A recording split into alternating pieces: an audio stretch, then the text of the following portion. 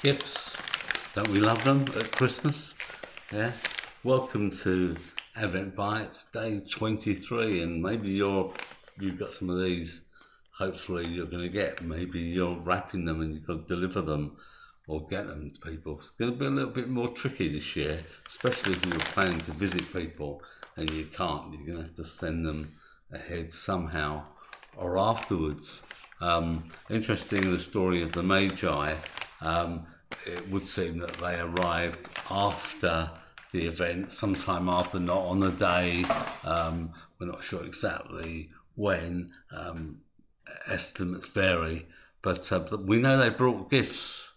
Now, we don't know how many because it doesn't say how many Magi there were, but it does tell us of the three gifts that they brought: gold, frankincense, and myrrh. And people thought, well, why these particular gifts? That they may have been symbolic because we see some of them mentioned elsewhere, but not necessarily all of them.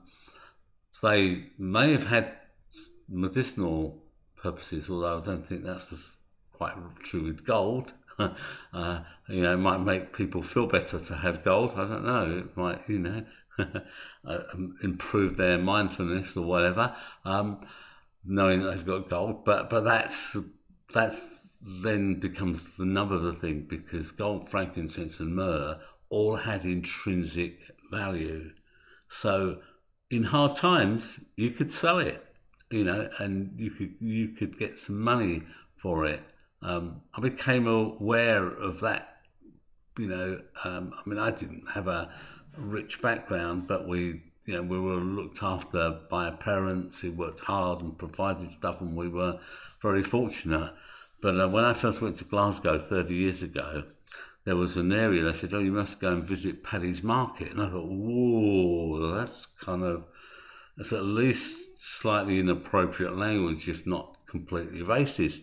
But it wasn't meant in that context at all. It's a historic area, and an area that grew up after the potato famine in Ireland, when many, many people fled. We know a lot of them fled to America, but that was a few. Many, many fled across to the mainland and ended up a lot of them ended up in Glasgow. And, everybody knows that you go into a city, and unless you've got the skills or the connections or anything like that, we know all around the world that people move from rural areas into cities. They can end up in slums and in difficult positions and poorer. And this area was one where they used to trade and sell. But one of the things I noticed there was there are a lot of places that you can buy and sell gold. And I really already noticed that a lot of people in Glasgow seem to have quite a lot of bling and quite a lot of gold. And people who didn't, I know, have very much, but they would have gold chains and they would have gold things. And I just thought that was fashionable, which kind of it was. But I realised pretty soon that when times were good, they would buy some gold things so that when times were bad, they could pawn them or sell them. And these gifts that were brought had intrinsic value, and they were brought to Jesus. But that's the thing. The greatest value was Jesus himself. And the Magi knew that. They knew they were bringing these gifts to a king. They knew they were bringing these gifts to somebody who was extra special. And the value really lies in Jesus. And so, Christmas isn't it's not about sentiment. It's not just about a little baby, born in a stable, and a cute story with donkeys. And I know these days in schools when they do plays, they're probably giraffes and elephants and, I don't know, space creatures and anything in there, but the heart of the story is Jesus. And it doesn't matter what trappings you put around, it's seeing that Jesus is the greatest intrinsic value in the whole universe. That God's own Son would be his gift to us.